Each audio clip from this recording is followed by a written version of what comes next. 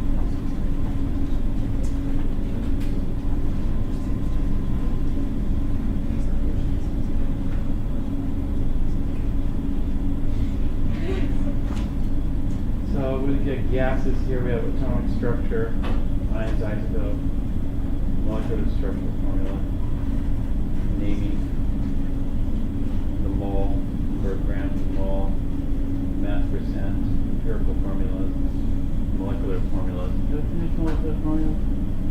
Yeah, we went all the way up to calculating mass or formula mass was kind of. Yeah, I think I didn't quite finish. Did I do molecular formulas with the molecular mass?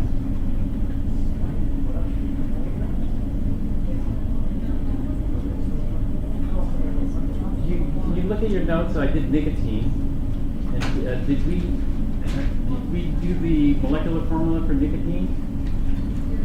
I think I only did the empirical formula. It was for one class. I can't remember. It was the morning or the afternoon.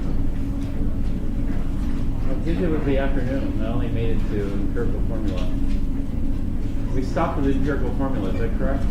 Or did we get all the way to the molecular formula for nicotine? This is last week, and then last week.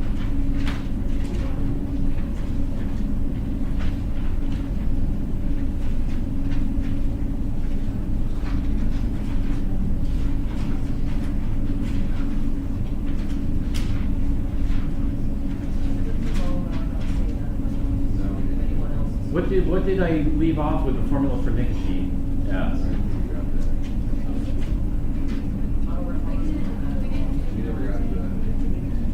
Well, we got to something. We were doing, remember chemical analysis? And then there's percent carbon, percent. Yeah. Do you see those numbers? The percent carbon, percent nitrogen? Yeah. Yeah. And so what was the formula that we ended up with at the end? The class, okay. C7, something like that. Does somebody have it?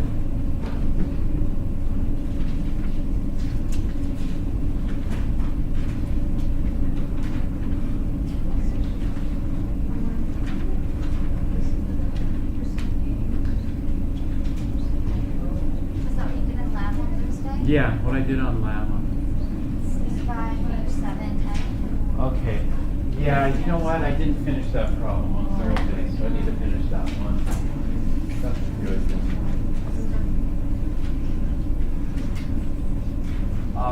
After it's like this, something like this. C5H7N. This turns out to be the empirical formula. And what we always end up with here is the empirical formula. We had percent composition by mass, but we didn't want the mass ratio. We wanted the atom or mole ratio. That's what a typical formula is, and so this is where we stop. But I ran out of time because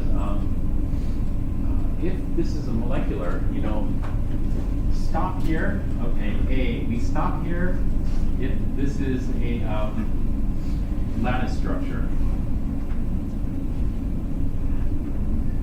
So the lattice structure would be either it would be something like an ionic compound, or it would be this. It would be like, it could be non-metals, but not molecular. Well, how do you know it's not molecular? Well, you have to have some additional information. So, for example, SiO2. Now, silicon and carbon are in the same family, and so carbon dioxide forms molecules, CO2 molecules. It turns out SiO2 you might expect to also form molecules, but it doesn't.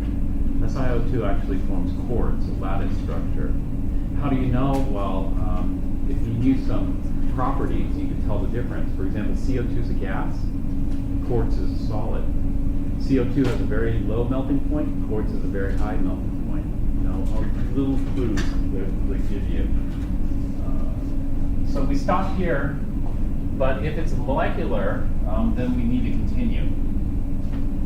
This is molecular. We don't know if a molecule consists of this or not. And so if we have a molecular compound, we have to do another experiment. We must measure its molecular or molar mass.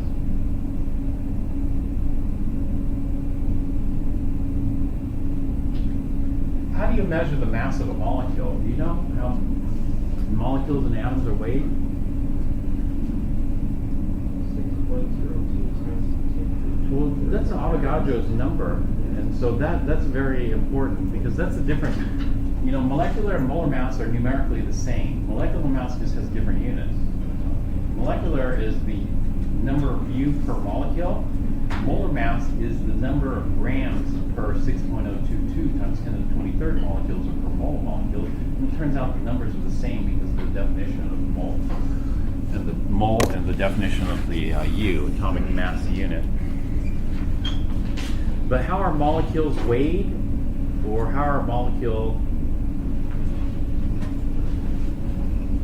the mass of molecules determined? How are atoms weighed? You don't use a balance to weigh atoms. How do you weigh atoms? Huh? Well, this is something, you know, if you're looking for something to do for additional study, you know, reviewing from the beginning and then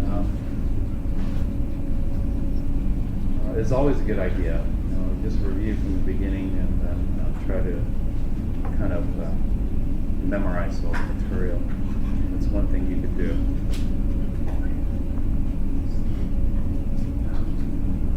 How are molecules and atoms weighed? They're weighed using a mass spectrometer. And so with a mass spectrometer, we can weigh it.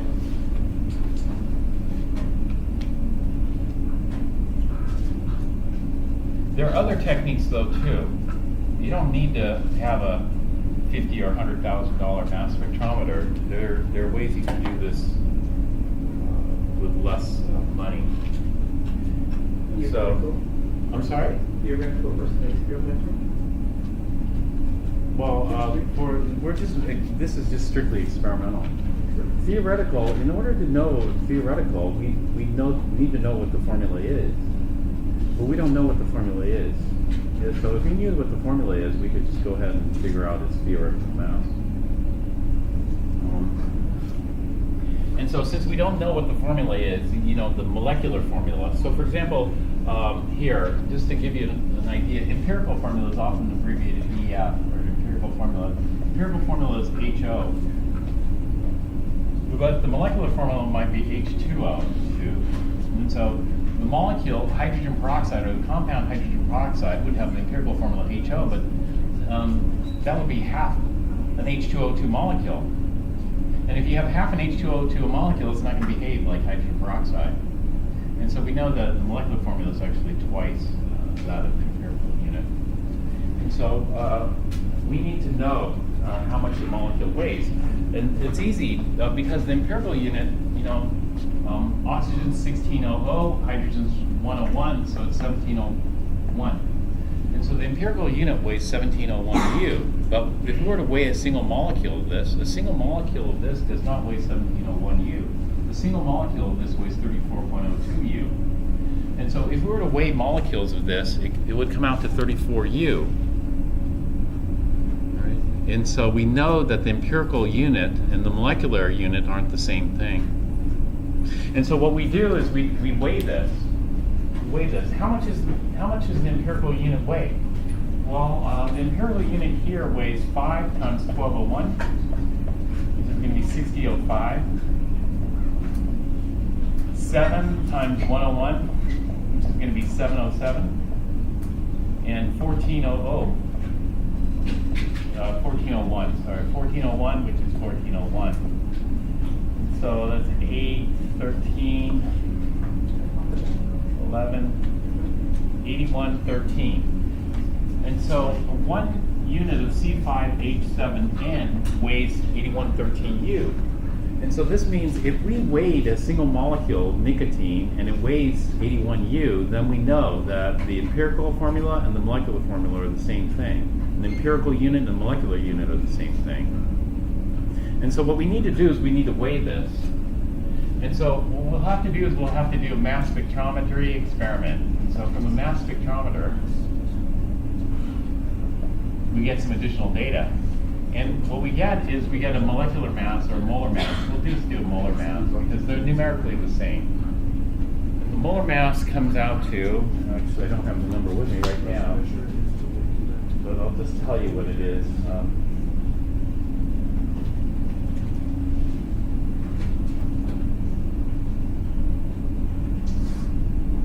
And somebody's got to just tell you. I mean, somebody's got to run the experiment and then.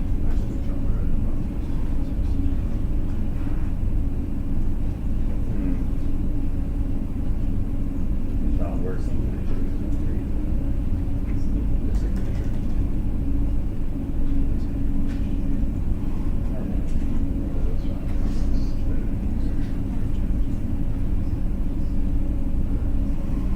So, okay, finally it came up. So what we'll do is we'll just go to Wikipedia. How much does a molecule of this stuff weigh? It weighs 162.23. So the molar mass would be 162.23. So if I had a mole of molecules, it weighed this many grams per mole.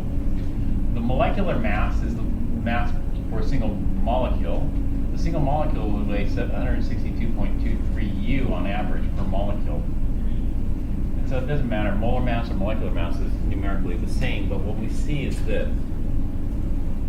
The molar mass of this empirical unit is 81.13 grams per mole. The molecular mass of this empirical unit is 81.13 U per molecule. Is it the same? No, a single molecule of this weighs a lot more. In fact, it weighs twice the amount. And so we can get the factor, this is the multiplication factor. I don't think it's necessary because we can just see it right off, but if you need to, we can do the multiplication factor, which is you take the molecular mass, or the molar mass, divided by the empirical mass. And so it's going to be 162.23 divided by 81.13, which comes out to 2. And so 2 times, the molecule's 2 times heavier than the empirical unit. But the molecule's twice as heavy as the empirical unit, and the molecular formula has got to be double that. And so that means it's got to be C, 5 times 2 is 10, H, 7 times 2 is 14, and then 1 times 2 is 2. And so this would be the molecular formula. Molecular formula. Well, nicotine is well known. So what's the formula for nicotine? You can see it here. The formula for nicotine is C10H14N2. C10H14N2. That's what we got.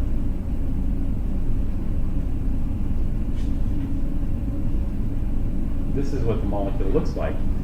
If we had C5H7N, we got to cut the molecule in half. How do we cut it in half? You can't cut this molecule in half. So the empirical formula is molecule. So this is the whole single molecule nicotine here.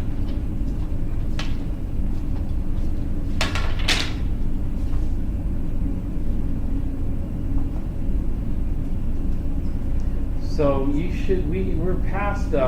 we're past calculating molecular formulas, and we're into this. We're into identifying chemical reactions, writing and balancing chemical equations. We're going to get more practice with that.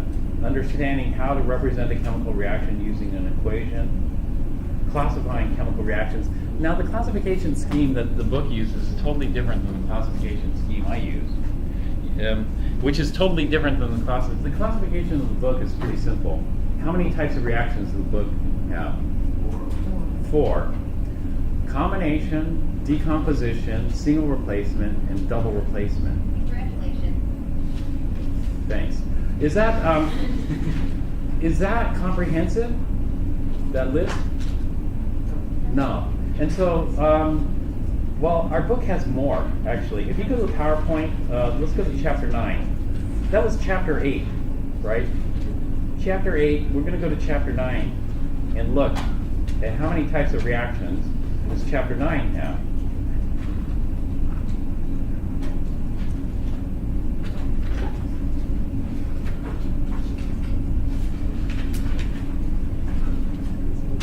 All right, this is how our book breaks down chemical reactions. So yesterday I asked you, what are the chemical properties of sodium nitrate, right? What are the chemical properties of sodium nitrate? Now think about this. Think about that question in the context of this classification scheme. In this classification scheme, can you tell me what the chemical properties of sodium nitrate are? Okay, these are the reactions. Element plus salt or element plus strong acid. Okay.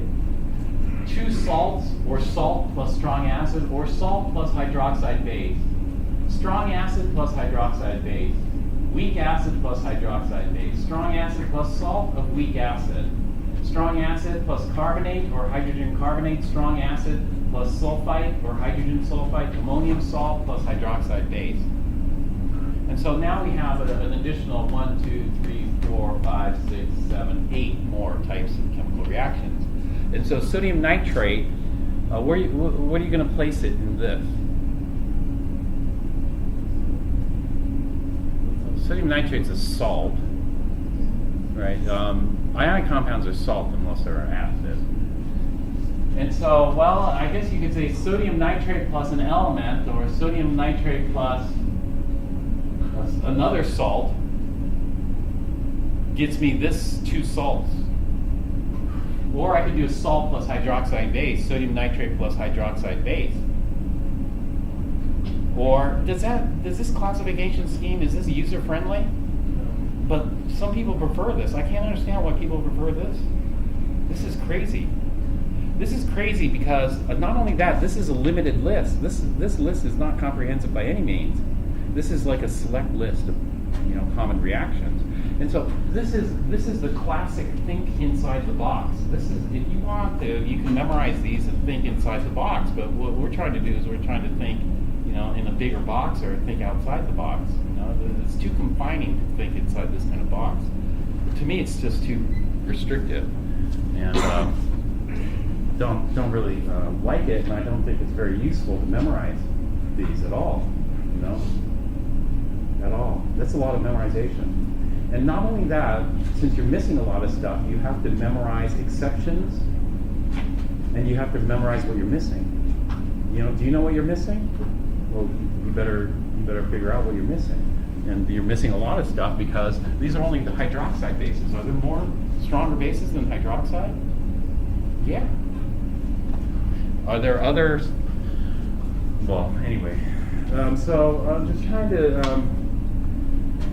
this is a tremendous amount of work to memorize and then just to forget completely because it's going to be of limited use. So might as well do something that's not covered in the book, but it's a little easier. I think it's a lot easier, personally, than this. In fact, this when I look at this is too much. The way it is set up. But this is the summary of only some of the reactions. There are more because the single replacements aren't here, and they also the combinations and decomposition. So anyway, so getting back to the original question, how far along should you be in Newton? What you do is you just take a look at the topics and see are they relevant to the material. And so classifying chemical reactions, this is just to get some practice because you gotta be able to talk to other people, and other people might have this scheme, like this is their scheme of chemical reactions. So you gotta be a little bit flexible when you talk to people. Is not everybody would want to classify it in the same way you might. Precipitation, we talked about that, and solubility rules, so that's relevant, right, for this coming test, precipitation solubility rules. The solubility product constant, did I talk anything about solubility product? 0. So what we can do about this is not so important. In fact, I need to eliminate this one here.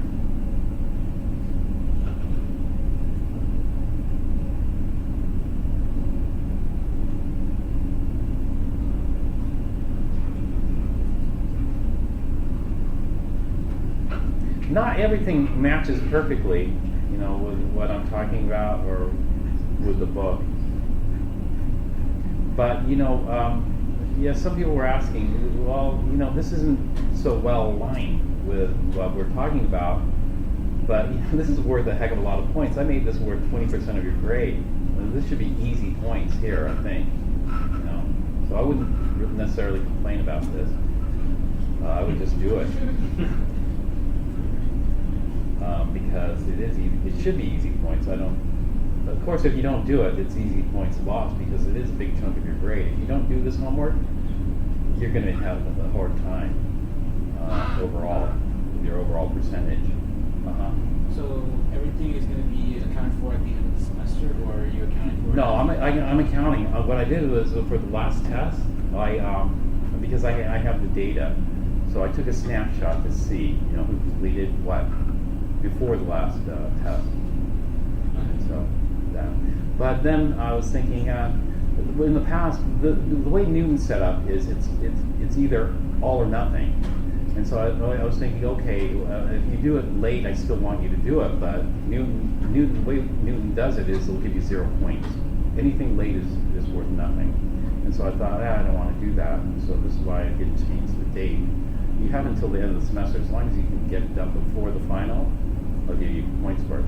Now, for the people who had it done, I was thinking, what should I do for them? Well, I'll probably give them a little bonus for getting it done by the time the test came. That's it. But yeah, this is worth a tremendous amount of points. I don't know if it's really worth, but it's good to hit the basics, because this shouldn't be hitting the basics. Although this solubility product, we didn't really talk about it. This is the yeah, I need to eliminate that. Probably. Did anybody do this one already? The solubility product? Okay, and then I got to figure out how I can delete this one. But this is the great thing about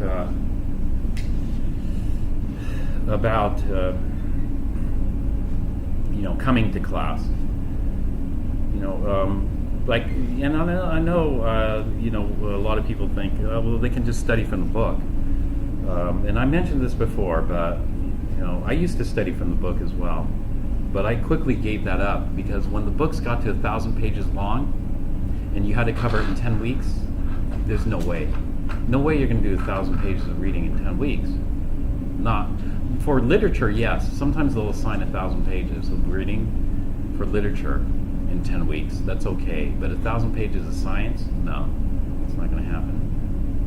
And so I quickly gave up studying from the book, And so what I did was, if the instructor never talked about it, I skipped it, or skimmed it. So something like the solubility product I'm not going to talk about, so it's not important. But I need to delete it. It's not. This is too advanced. Okay, this is what we're talking about today, chemical equations for ionic reactions in a solution. We're talking about this today, electrolytes. We talked about this already, oxidation reduction reactions. Strong acids and weak acids, we're going to talk a little bit more about that, but there is actually a chapter on acids. Okay, stoichiometry, we haven't gotten to stoichiometry yet. We did a little bit of stoichiometry last week. So that was a gram to mole conversion, mole to gram conversion. Stoichiometry is just quantity relationships. And so mole to mole, mass to mass conversions. So a little bit of this last week, but we'll do a lot more. And then this we haven't talked about at all yet, calculating theoretical yield, percent yield, etc. So, you know, the thing, these aren't numbers, so I don't know what number this is, and I haven't bothered counting. It's just done by the topic. And so pretty soon we're going to be up to here, with mole-to-mole conversions, and to here, limiting reactants. And so we'll probably end up here. Enthalpy is later. The electromagnetic spectrum, we're going to be coming to that pretty soon.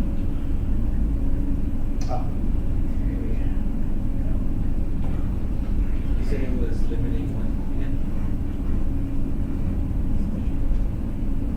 Well, you'll have the key words like limiting reagent, excess reagent, theoretical yield, percent yield, actual yield. All those keywords would be here.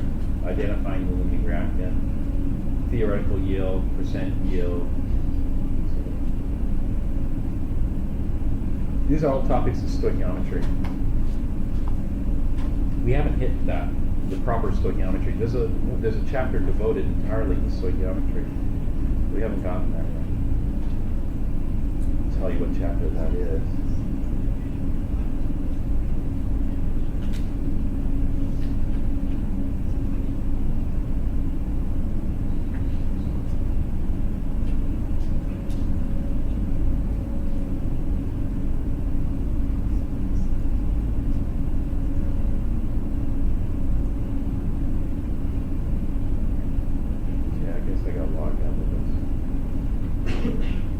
Okay, so you can kind of get an idea. If you're uncertain about certain topics, you can ask me about that.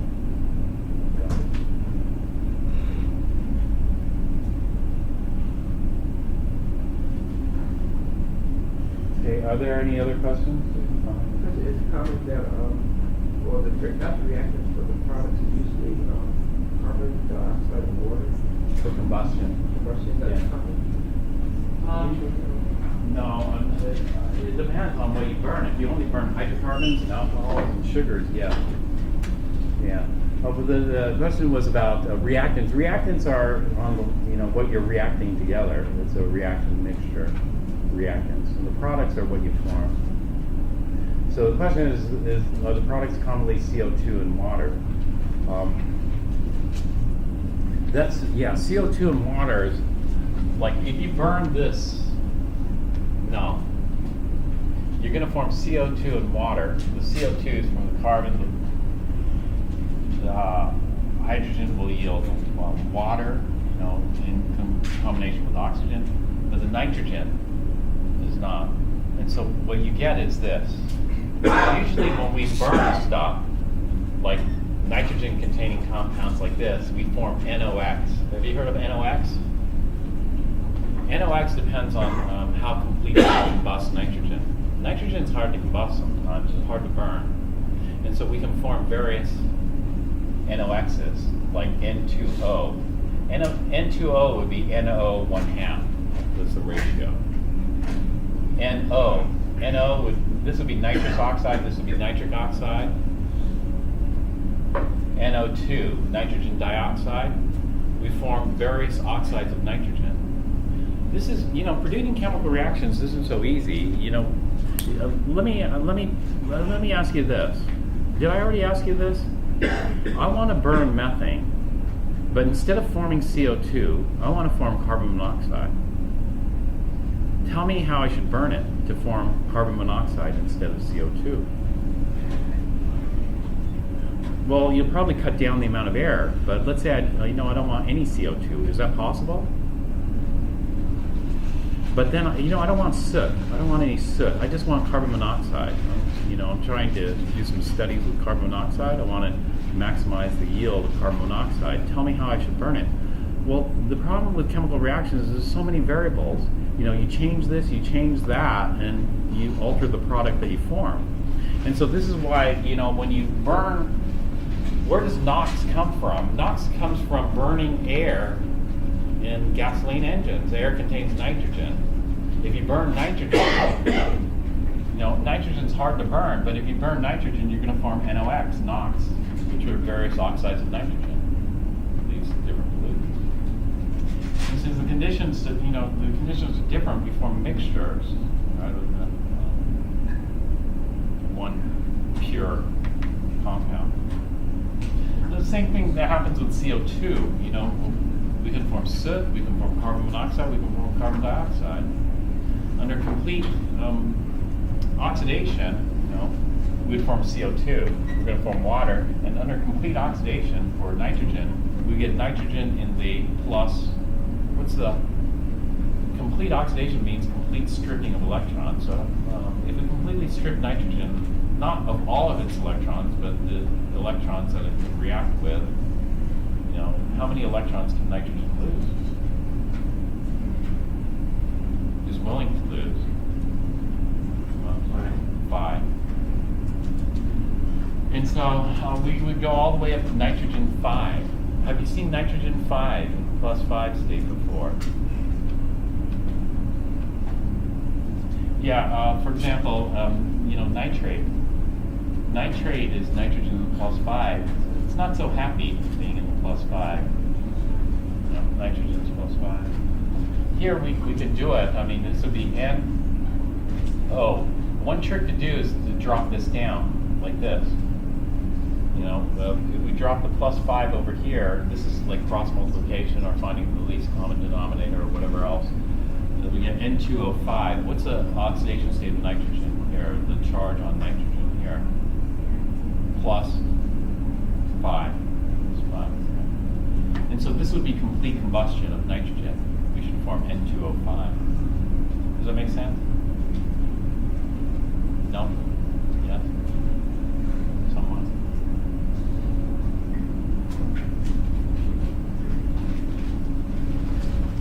So what we do is we look at the type of compound we burn. If we're burning carbon, hydrogen, in other words, a hydrocarbon like methane, we're going to form CO2 and water. If we're burning alcohol like ethanol, we're going to form CO2 and water. If we're burning a sugar, we're going to form CO2 and water.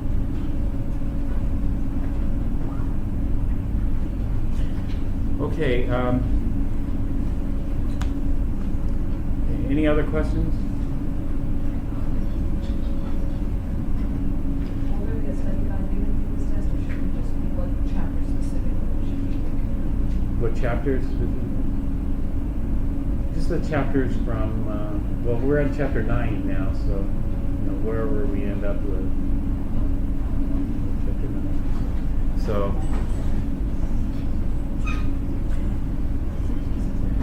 yeah, somebody else asked for a study guide. So. at? Yeah, something like that, 6 to 10, or depends. What's chapter 10? I'll bring my book. But chapter 10, and I was trying to get it here. An idea.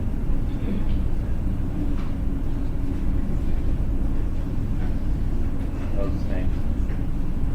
Okay, chapter 10 is stoichiometry. So we'll probably have chapter 10. Chapter 11, maybe not chapter 11. So we'll be looking at quantity relationships pretty soon in chapter 10. Right now we're doing a combination of 8, 9, and the Chem compact.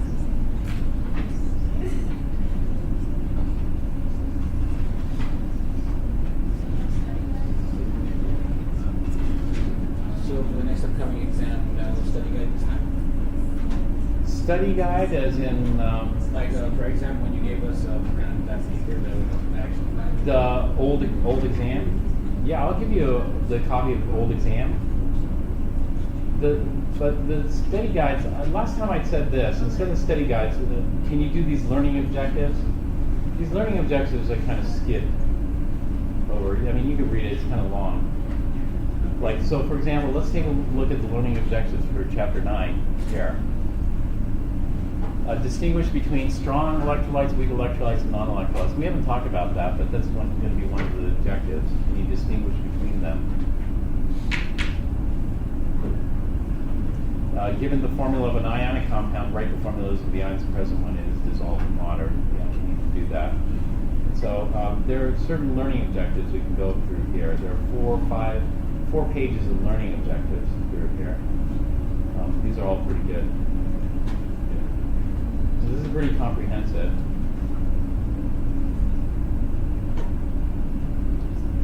But there will be, I'll have old exams. I'll post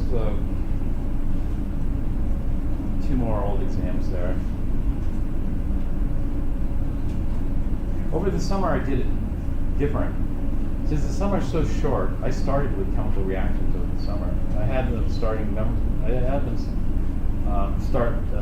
them memorizing the solubility rules the first week of class. As the class is only 6 weeks long, so we jumped in.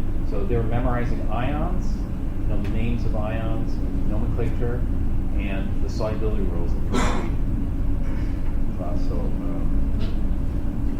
So the practice exams, the old exams, are from the summer, and so it's a little bit more mixed up there because I did it differently in the summer than I'm doing it now. Since we have a lot more time, I didn't jump into it so early.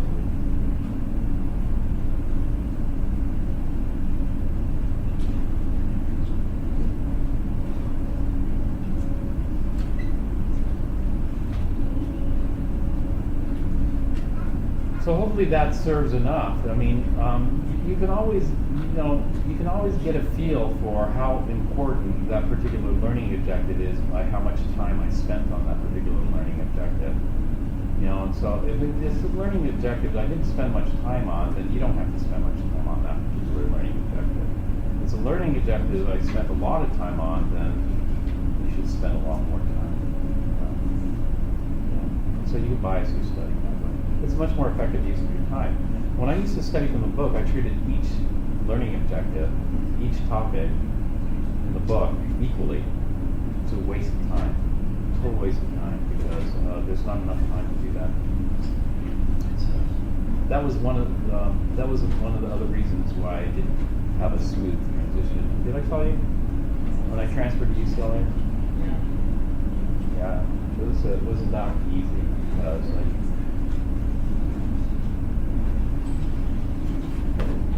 was not easy. But once I changed how I studied, then it became a lot easier. Sure. Would the faculty different from Santa Barbara? Faculty is different than UCLA faculty? The UCSB versus UCLA? Okay, I'll tell you, one of the biggest differences between UCSB and UCLA is UCLA they call a Research 1 university. UCSB is a Research 3, I think. Maybe Research 2. No, it's probably Research 2 now. Research 1 and Research 2, Research 3 depends on how much money they have. And of course, the more money you have there, the nicer facilities, in general, nicer stuff that you have, and also the professors kind of prefer that too. So, Isn't Santa Barbara kind of like a resort compared to UCLA's kind of resort area? both are expensive neighborhoods. Santa Barbara's expensive, and Westwood's expensive. So they're both kind of resort areas. Yeah, I also looked at going to another resort area, like Colorado and Boulder. Yeah, that would have been nice too. Yeah, but that's only one factor. You also look at the professors there. When you pick a school like that, you look. UCSB, if you look, there are 3 Nobel Prize physicists there, and physics department is phenomenal there. And then also the chemical engineering department is very strong. They have some chemistry. It depends on who you work with. UCLA has a much stronger chemistry department overall, but it depends. I ended up working with this guy who's an expert in nuclear magnetic resonance spectroscopy. So I was interested in that. And so that's why I ultimately decided to go back to Santa Barbara.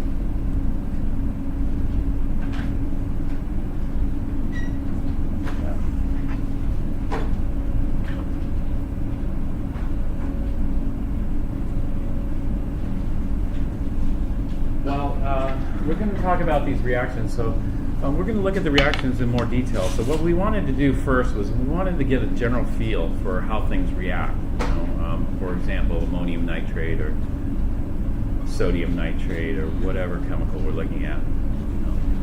Did I show you?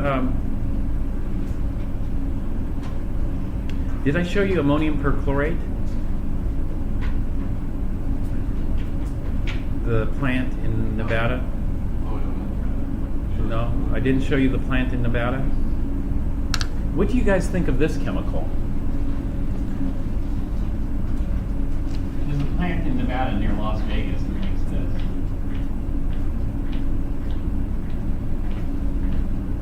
Ammonium perchlorate. Pepcon is the name of the plant, or was the name of the plant, I should say. Pepcon was the name of the plant.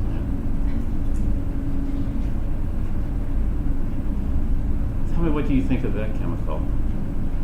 Ammonium, we know a little bit about. Ammonium is a weak acid, right? Weak acids aren't that reactive unless it's hydrofluoric acid.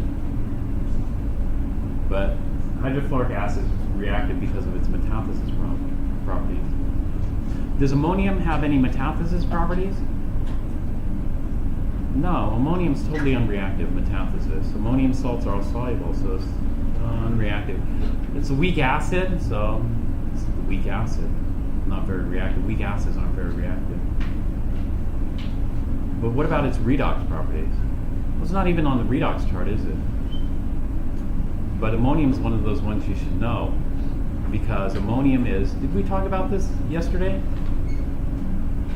Ammonium is electron rich or electron poor? Electron rich. Now perchlorate's not on our chart. Perchlorate's not on our chart, but there is something kind of close that's on our chart, and that is iodate. Iodate is here. Iodate is, what would you call iodate? Pretty good oxidizer, right? That's iodate. And iodate, what's the charge on iodine?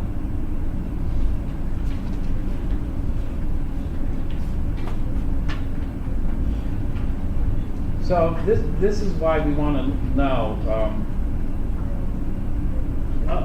Of course, you can't write every single chemical on this chart, and so what we need to know is we need to know some more, about what structural features or what types of features make something a powerful oxidizer.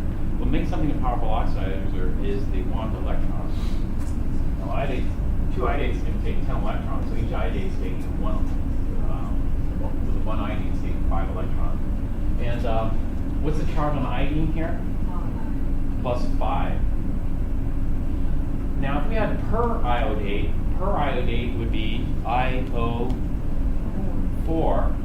minus. Would per iodate be a stronger oxidizer or weaker oxidizer than iodate?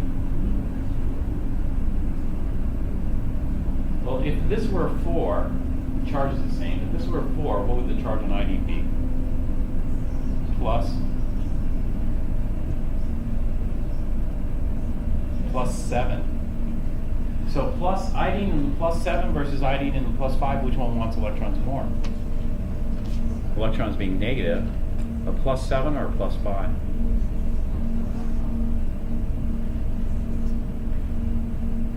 Which one's more electron poor? Or which one has a bigger debt? Let's say you have a debt. Somebody who's $5 in debt versus somebody who's $7 in debt. Which one wants dollars more? The person, probably both, but which one wants dollars more? The person in $7 in debt or the person in $5 in debt? 7. So this is it. If iodate is going to be a stronger oxidizer, so we already expect it to be a stronger oxidizer. What about perchlorate? Perchlorate's not on the list. But we know something about size. Which one is bigger, which one's smaller? Chlorine or iodine? Iodine is bigger. So this is it. If you're plus 5 and you're big like this versus plus 5 and you're small, which one is going to have a more greater impact? +5 in a small volume or +5 in a big volume? Well, as far as impact goes,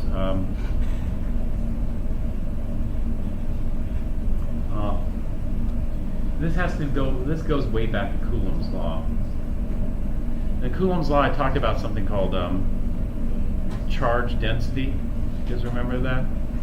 This is way back in chapter 1. Some people are, one thing if you have the luxury of time, this is one thing you want to do. If you have time and you're looking for stuff to do, extra stuff to do, go back and review from day 1. That way, if I say Coulomb's law, then certain things, concepts come up, pop up. Charge, magnitude of charge, size, charge to size ratio. Charge to size ratio I call charge density. We looked at some examples of charge density back then. So if you have some extra time, for sure, take a look back. If you have extra time, then read the chapters. Reading the chapters would be actually a huge help to actually do the reading. A lot of people don't read.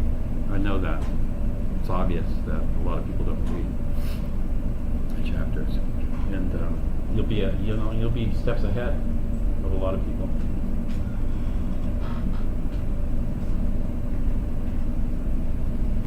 So anyway, it turns out chlorine's smaller, and so it's going to be more reactive. The higher the charge density, so +5 on a smaller versus a +5 on a bigger, according to Coulomb's law, the +5 on a smaller is going to be much more reactive. And therefore, iodate versus chlorate, chlorate's much more reactive. Chlorate should be higher. Chlorate versus perchlorate's going to be higher. Perchlorate's way up here. Perchlorate is very reactive. And so, again, we have what we call what did I call ammonium nitrate? Did I call it anything? Did we do ammonium nitrate at the end? Or did I run out of time?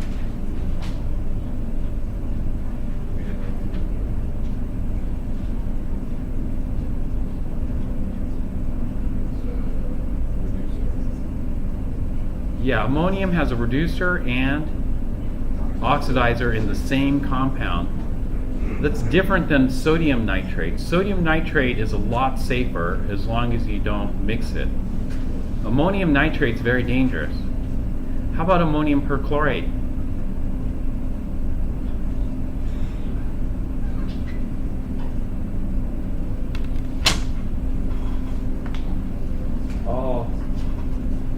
So what we need some reference points. We need some kind of reference. I don't know. It's more reactive. It wants electrons. It gives electrons. But we need to put this into more concrete terms. This is where experience comes in. Experience comes in because you've seen it before. If you've seen it before, then you have a feeling for it or some understanding for it. And so, we can't really.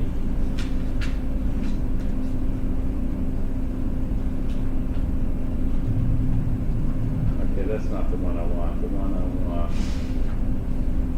Let's see if we should. Actually, the one in the China explosion was really good. I should get that one. Is that a police explosive to air bad? Exactly.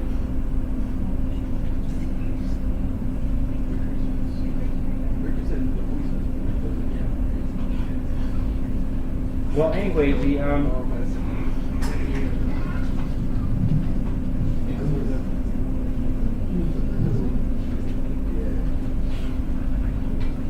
okay, this has some eyewitness audio.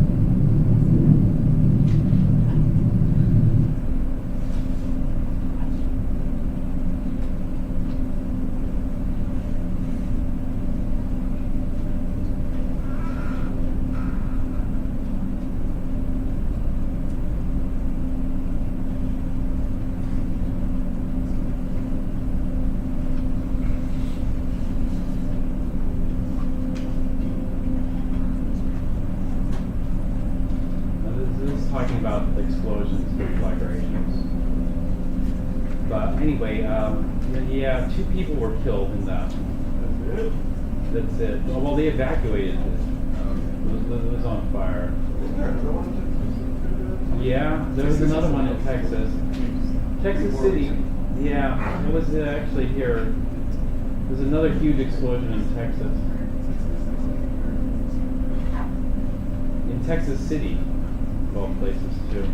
Are those accidents, or is this, are they? Accidents. An unknown number of people are dead tonight, and over 100 people have been hospitalized after this massive explosion at a fertilizer plant in West Texas, about 35 miles north from Waco. Eyewitnesses likened the event to a nuclear bomb blast, and it sent a massive fireball into the sky. Yeah.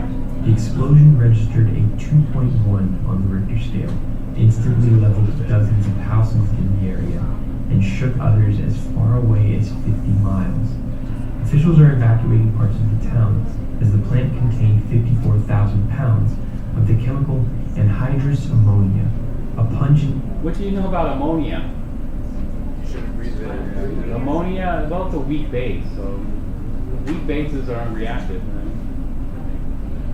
But you know that that's only one property, though. What other types of properties do we look at? We look at metathesis, and we look at redox.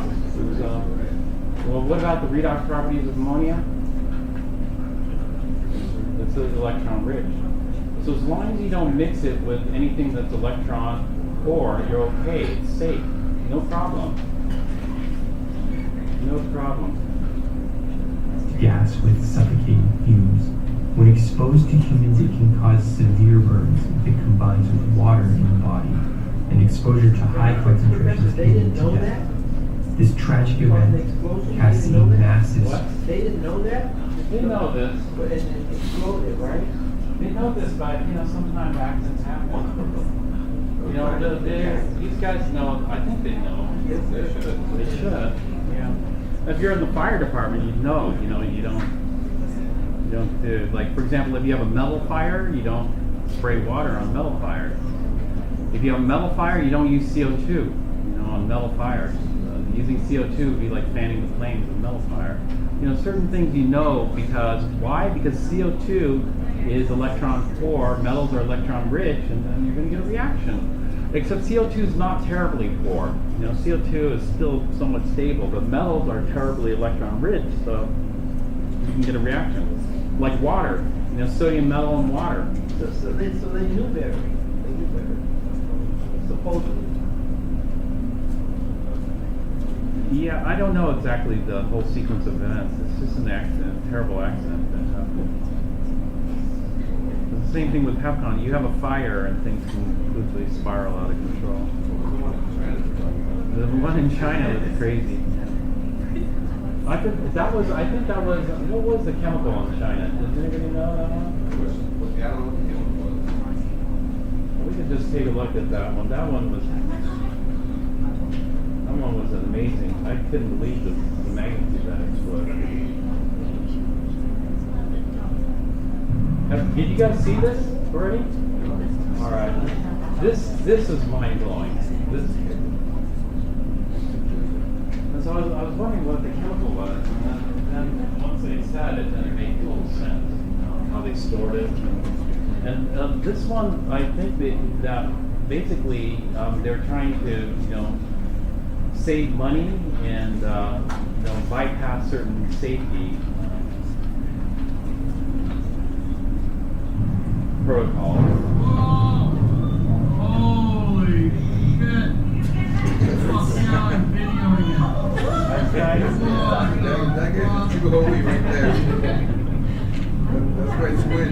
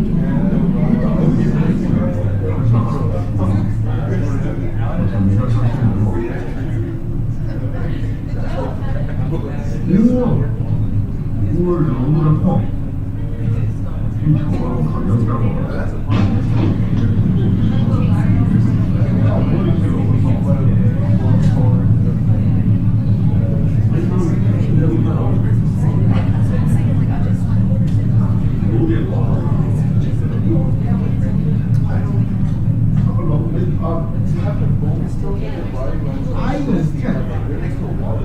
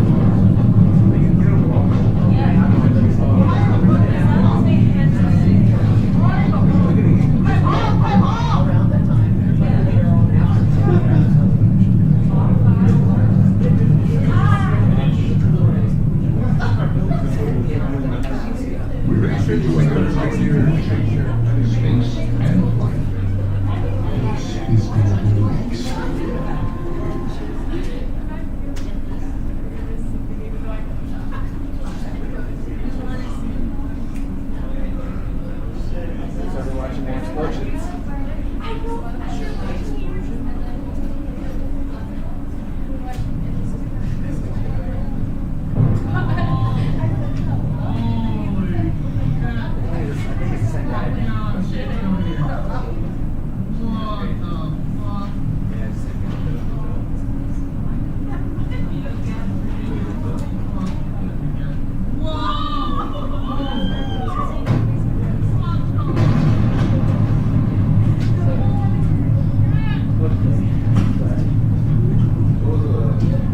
What was the chemical? Oh, this is the same one, correct? Yeah, this is just a crazy explosion. How big this thing is. Did you see this? The second. The second one, yeah. Yeah, the second one was crazy. That's crazy, man. I never heard of that. Where is that? Yeah, there's a storage facility here, and it just completely wiped it out. It's amazing that more people weren't killed. How many people died? Like one? It was the number was really small. I forgot how many though. For the look, but just considering the magnitude of this explosion, it's just crazy. What caused the explosion? Was it fuel then? Or? They were storing. What were they storing their oxygen?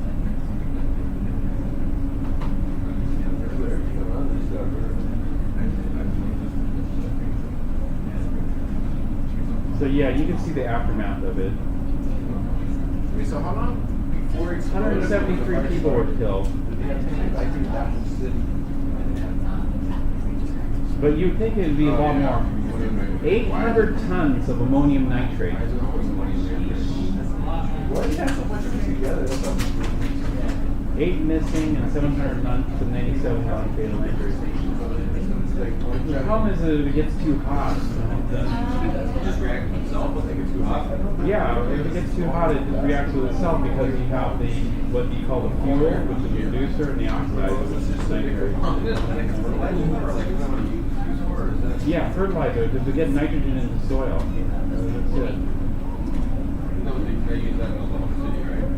Yeah, Oklahoma City bombing with ammonium nitrate. So ammonium nitrate is a dangerous chemical. Yeah, they give you a farmer here on this. Well, actually, there are a whole bunch of chemicals like this where, ammonium and nitrate are two separate. You have the ammonium ion and the nitrate ions in the lattice, or like this. And so they're separate. There are molecules that have, on one part of the molecule, they have the oxidizer. On another part of the molecule, they have the reducer. So it's in the same molecule. So something like TNT, trinitrotoluene, has the oxidizer and the reducer within the same molecule. So, yeah, it could be. It depends. Ammonium nitrate, you need some temperature to get that going. TNT, some of this is just a shock hazard. Just those. Let me see. TNT, I don't want to network. I want structure. So when we look at the structure of trinitrotoluene, yeah, this is a shock hazard because here you have all these electron poor groups. These NO2 groups are electron poor, and next to electron rich. This is all in the same molecule. This stuff is not stable at all. In fact, you know, Nobel won the Nobel Prize for stabilizing this because it was so unstable. You know, it could explode. So he figured out a way to make this. I think, was it TNT or gunpowder? Gunpowder. Whatever. Yeah, trinitrotoluene. Trinitrotoluene. So like what they use now is a more stable version of that. Well, it's stabilized, so it won't explode. Like, but the thing is, ammonium nitrate's okay as long as it doesn't get hot or, you know, or there's no spark. You know, if it starts getting hot, then things will spiral out of control quickly. In the freezer, basically. Yeah, if you store it in the freezer, it'll be a lot more stable. You know, well, this goes for all chemicals. We don't have to be working with explosives. In organic chemistry, when you go into, one of the techniques in organic chemistry is you have an ice bath. You have an ice water bath. So if your reaction starts to go out of control, you cool it down rapidly. Otherwise, there's potential for it exploding. And so when you're doing reactions in organic chemistry, there's always potential for generating potentially hazardous things. And so we cool things down. I've had explosions that I've generated. I had one explosion. I couldn't put an ice bath in there because water. It was water reactive. So if there's water around, it would kill it. And so I just put a big aluminum plate in there, but it wasn't enough. It got too hot and exploded. Well, how do you store that? Because you know those little poppers they have Yeah. a bit of it in there. Uh-huh. And I didn't realize, so I untied like a whole box of them and put all of the little rocks together. And I threw one a little too hard, and the whole thing was Yeah, the whole thing. Oh yeah. How do you store it? That's a good question. I don't know. I'm sure, you know, there's certain. I'm sure it's pretty well laid out. There.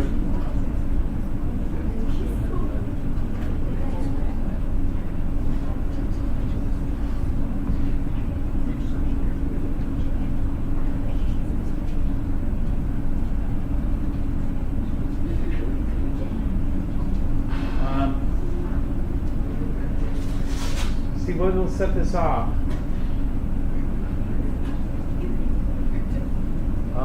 Well, nitroglycerin is more dangerous. Do you know glycerin? Glycerins are organic alcohol. It actually has 3 OHs on it. So nitroglycerin is glycerin. Alcohol is electron rich. Nitro is electron poor. So electron poor, electron rich. Nitroglycerin is very dangerous chemical. So this is very sensitive to shock hazards, accidental detonations. TNT is more stable.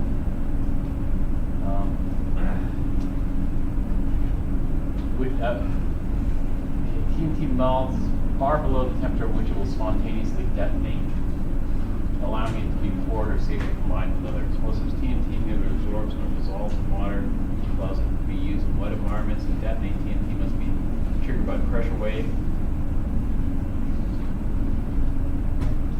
Maybe it's fairly stable as long as there's no pressure here. But I'd just rather deal.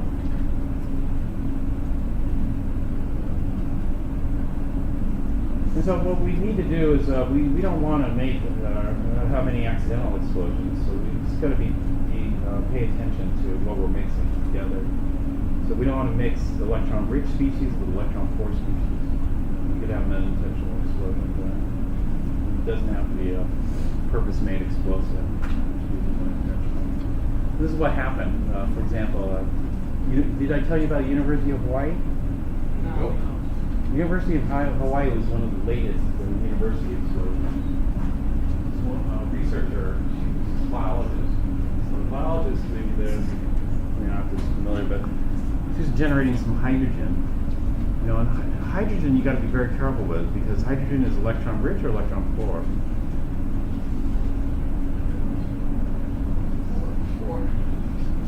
Let's take a look at the chart here. So I need to stop soon, but is hydrogen on the left side or the right side?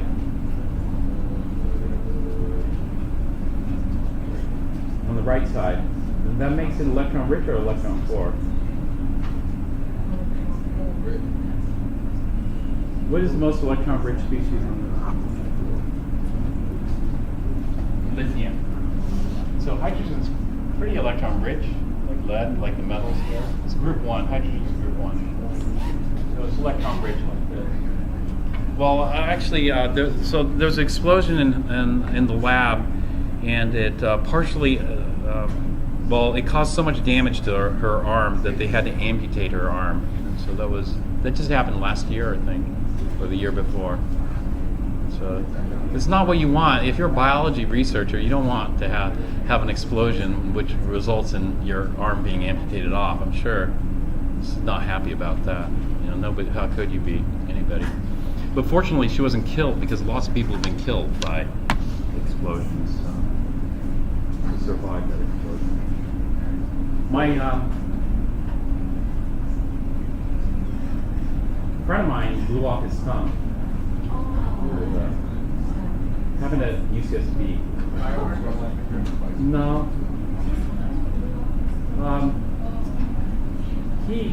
This is it. He and another group of students had this idea of making diamonds.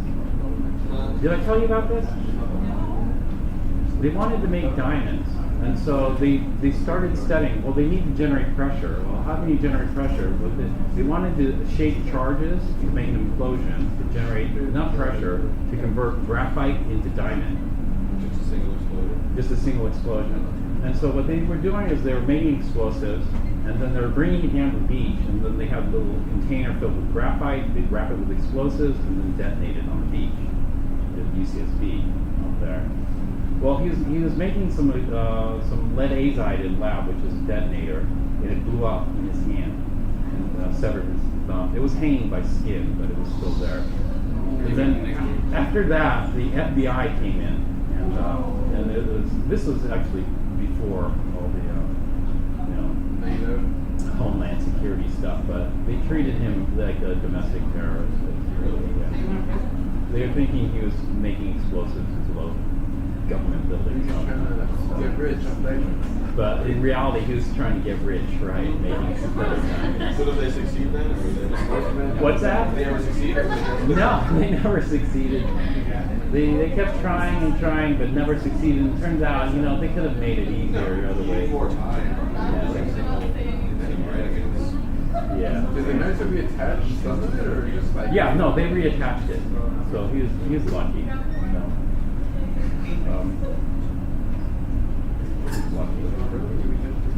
Well, anyway, let's take a break now and then we'll start.